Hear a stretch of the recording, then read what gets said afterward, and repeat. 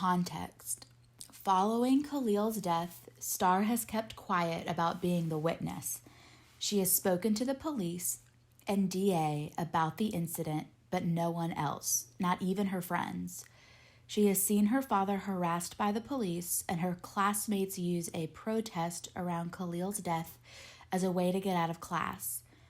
Her best friends, Haley and Maya, participated in the protests and do not understand why Star is so upset about it, since she told them she did not know Khalil. Maya asks her to talk to them about it. I end up at Maya's house. Truth be told, that's the farthest I can go in Uncle Carlos's neighborhood before the houses start looking the same. It's that weird time between day and night when the sky looks like it's on fire and mosquitoes are on the hunt. All of the lights at the Yang house are already on, which is a lot of lights. Their house is big enough for me and my family to live with them and have a little wiggle room. There's a blue Infinity coupe with a dented bumper in the circular driveway. Haley can't drive for shit. No lie, it stings a little knowing they hang out without me. That's what happens when you live so far away from your friends. I can't get mad about it. Jealous, maybe, not mad. That protest shit, though, now that makes me mad. Mad enough to ring the doorbell. Besides, I told Maya the three of us could talk, so fine, we'll talk. Maya races down the stairs, wearing an oversized t-shirt and basketball shorts that almost hang to her ankles. Star! She reaches the bottom, and there's this awkward moment where her arms are out like she wants to hug me, but she starts lowering them. I hug her anyway. It's been a while since I got a good Maya hug. Her hair smells like citrus, and she hugs all tight and motherly. Maya leads me to her bedroom.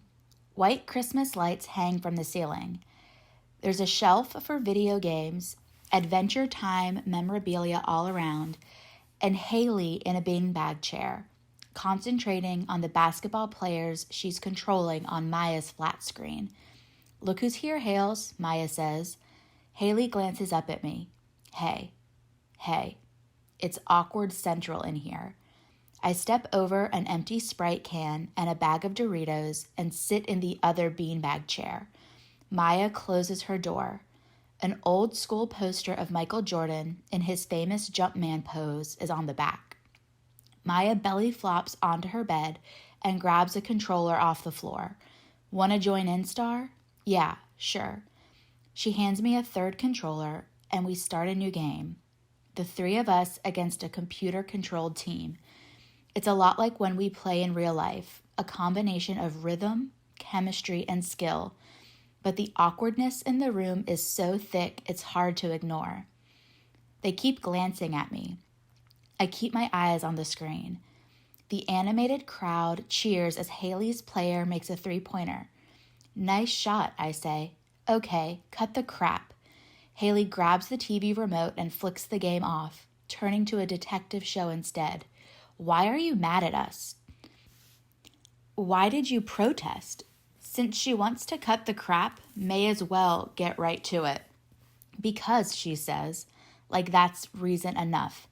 "I don't see what the big deal is, Star. You said you didn't know him." "Why does that make a difference? Isn't protest a good thing? Not if you're only doing it to cut class." "So you want us to apologize for it even though everybody else did it too?" Haley asks. "Just because everybody else did it doesn't mean it's okay." Shit, I sound like my mother. "Guys, stop," Maya says. "Haley, if Star wants us to apologize, fine, we can apologize. Star, I'm sorry for protesting. It was stupid to use a tragedy to get out of class." We look at Haley. She sits back and folds her arms. I'm not apologizing when I didn't do anything wrong. If anything, she should apologize for accusing me of being racist last week. "Wow," I say.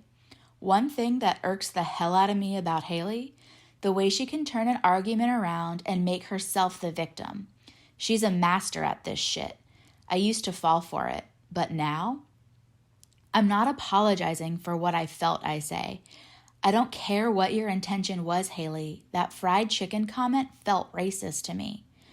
Fine, she says, just like I felt it was fine to protest.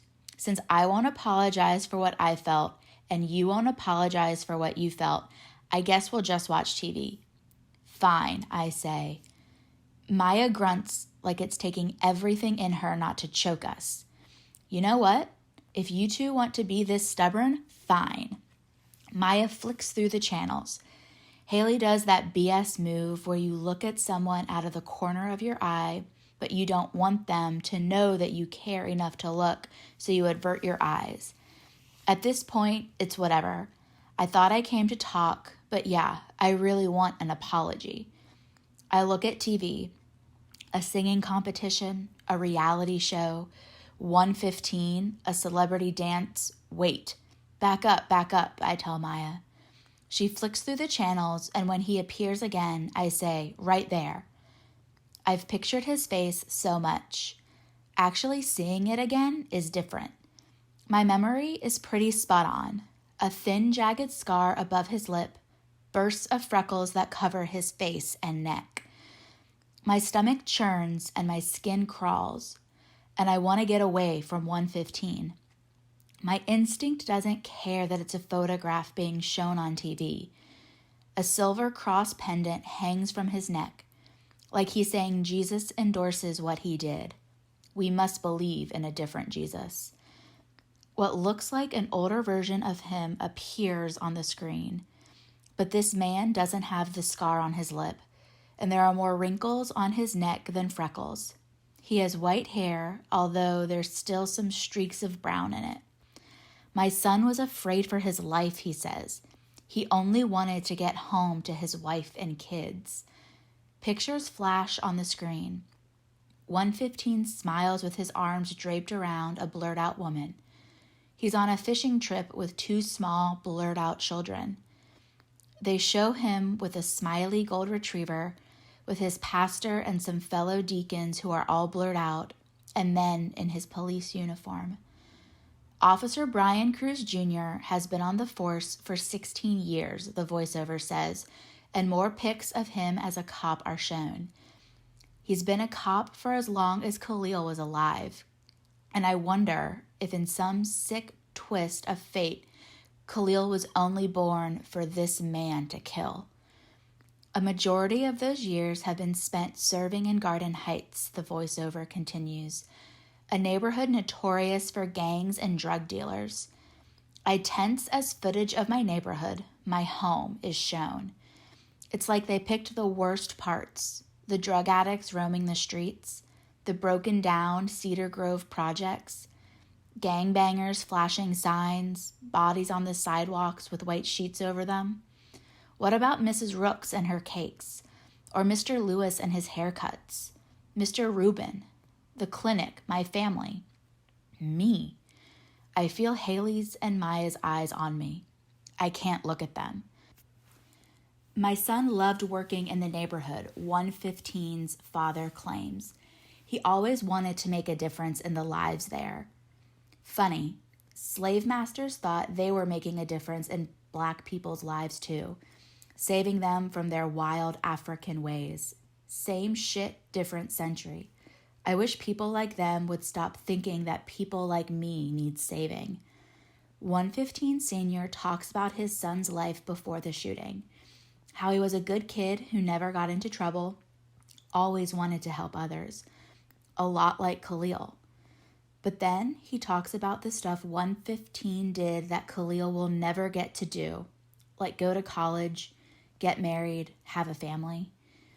The interviewer asks about that night. Apparently, Brian pulled the kid over because he had a broken taillight and was speeding. Khalil wasn't speeding. He told me, Pop, soon as I pulled him over, I had a bad feeling, says 115 Senior. Why is that? The interviewer asks. He said the kid and his friend immediately started cursing him out. We never cursed.